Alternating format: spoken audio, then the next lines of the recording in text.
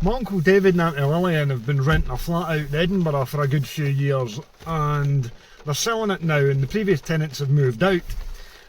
And they gave me a call and said, would you be interested in some car engine oil that's been left in the house? And I was like, yeah, probably would. And apparently there's absolutely tons of it, so we're going to go run through Edinburgh now in this beautiful summer Scottish monsoon and go and see what oil's there. The absolute state of this rain. It's the middle of July. This is why Scotland has a drugs and alcohol problem. I thought I could see a wee rainbow. Oh, there is a rainbow there.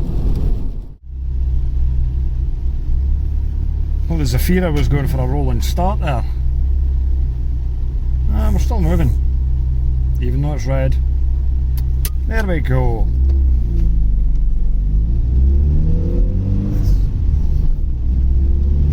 I've got no idea if you can see the rev counter or not.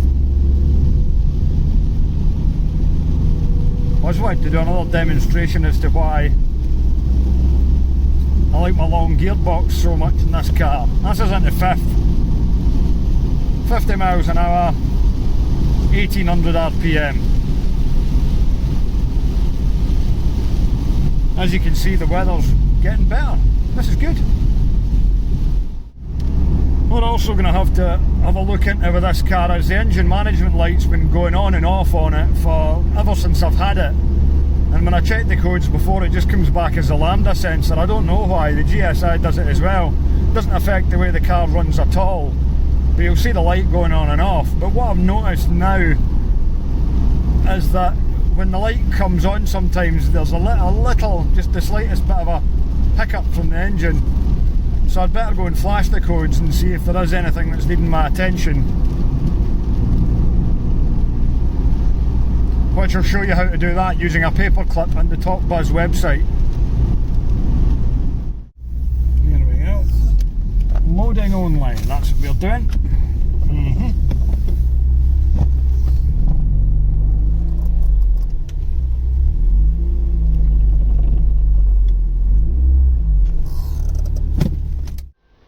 Right, so let's go and see what free oil we're about to get.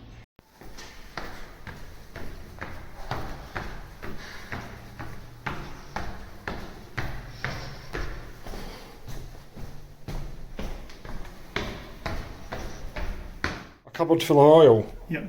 Now, you said some of it's quite an age. I mean, it's unopened. It doesn't matter, it's just old, you know. It's made of actual dinosaurs and things, so. 1540 turbo diesel oil, that'll go in a Cavalier. Well, that'll go in my Iveco recovery truck or my Foden lorry. That'll not go amiss. Well, there's Castrol. I mean, they're dirty, but they're unopened. It doesn't matter. Gear oil, I was using that very exact gear oil on Sunday, putting in a Cavalier. Well, there's a whole vat out downstairs in my car to. All come in handy. There's. Oh, jeez. Why is this here? Perfect, that's 2 litre 16 valve Vauxhall oil. It's somebody's pilfering, I reckon. Yeah, clearly, but you would have thought they would have sold it on in Gumtree something. Well, I don't know, because there's all the oil. I forgot, I did get some bigger tubs. There's some 1040, loads of 1540, more 1040, perfect for Vauxhalls, tons of gear oil. Anybody needing any gear oil, hit me up. 540 fully synthetic, I don't even know what that goes in. Hey Bob. We've got another box of it inside the car. Castrol GTX 1540 part synthetic, that must be fancy stuff. Put that in the 18 SEH. Yeah, somebody's obviously done a bit of stealing over the years.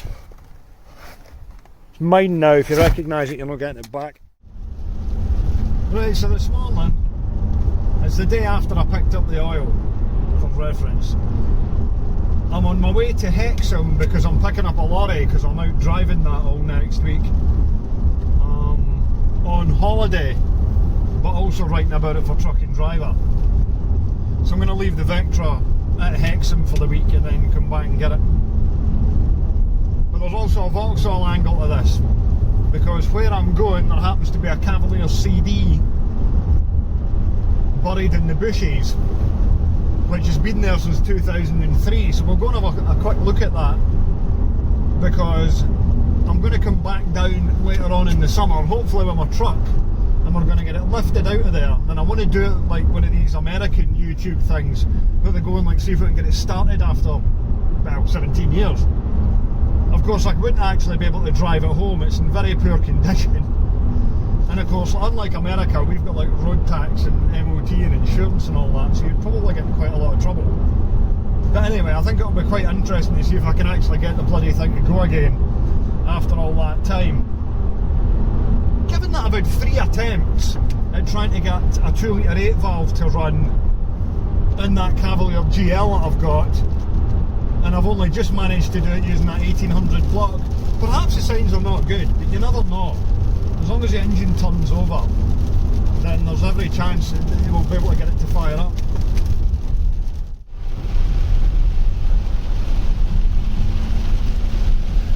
Beautiful, beautiful British summertime.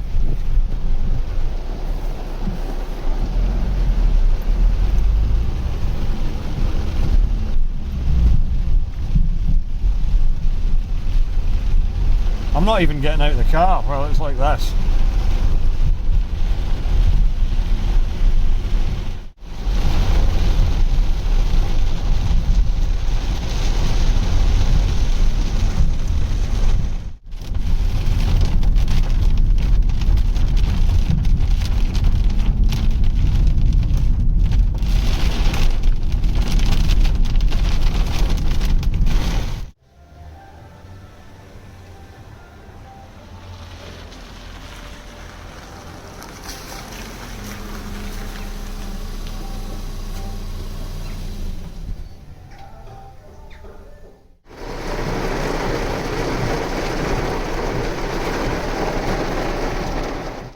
Right, I'm going to have to move pretty quickly here.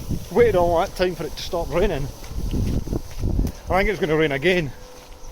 But let's go up here. Check this Cavalier out. It's been sitting since 2003. And it's a CD hatchback, Rembrandt silver. And while there's absolutely no hope it could ever go back to the road again, it could provide a lot of useful parts. And besides, it'll be a fun challenge, just going down, getting the thing and seeing if we can get it running, see what bits we can get off it. Here we go. Parked up when it was running in 2003 for reasons that are not entirely clear. But it's mine, I can have it. It's got some 14-inch multi-spoke wheels, kind of looks like a dealer fit thing. It's quite smashed in the back end, but it looks like it's got a complete front bumper, bonnet, wipers on the lights. So the plan is to get my Foden truck MOT'd and then we'll come down my trailer and go and get this. But it doesn't look... See, the dashboard looks alright inside it. And I'll be able to get the tilt and steering column out it. Kenzo's after the door cards for his turbo, so I might let him have, I'm not sure yet. There's the parcel shelf with the headrests. That's intact. And because it's a later spec car, it's got the improved headlining in it, so it hasn't dropped. I'll see if I can get that out it. Clocks have peeled. It's got the kind of chunkier version of the leather steering wheel, which I could get recovered. I was actually going to get one redone, and I think that would be a good candidate. Now the problem though that we have with the Cavalier is somebody's deadlocked it, and the deadlocks in the doors means that you can't get the locks up no matter what you do, so we may yet... There's a window open on the other side of it, but with the torrential rain that we just had and the nettles everywhere, I'm not going to try and climb inside the thing at the moment. But yeah, that's a chill. We'll be able to get into it, we'll be alright. But anyway, there's some other stuff lying about up here that I am going to see if I can blag my way into London Park with it. That's a Corsa B that looks like it's been banger raced. Right, we don't care about that.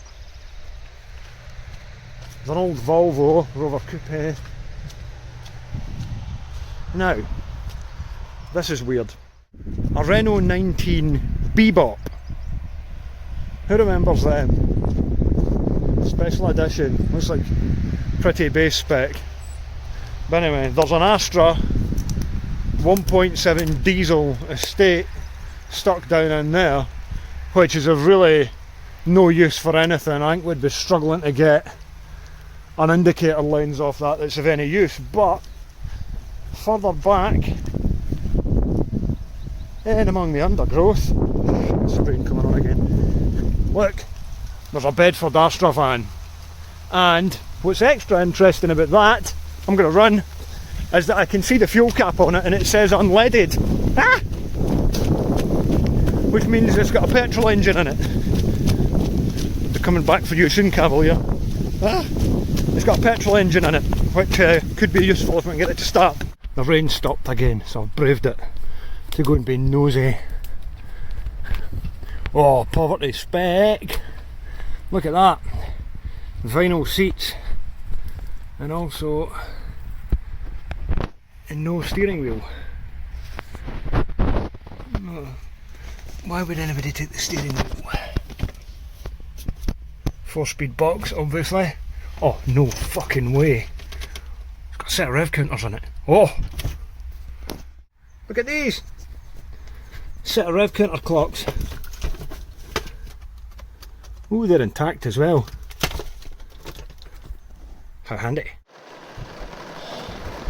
I could really get tired of the rain today. But also I need to start running again. That was intense. But anyway, what we've got, Cavalier CD, 2 litre, loads of useful stuff could come off that. 1.7 diesel Astra, probably not. But we're definitely interested in that Bedford Astravan because it's got a petrol engine in it. Probably a 1.3 on either edge, so hopefully get back down before too long and go and drag all these things out and see what we can do with them.